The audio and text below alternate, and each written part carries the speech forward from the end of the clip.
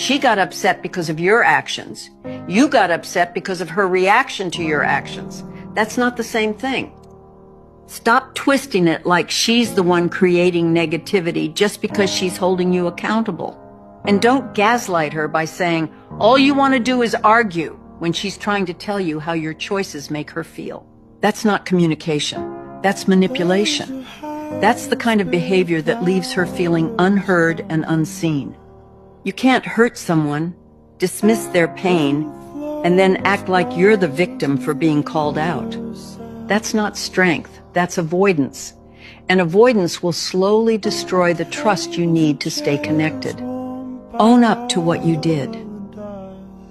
Because accountability isn't an attack. It's the only path to trust, and without it, the relationship will always feel unsafe.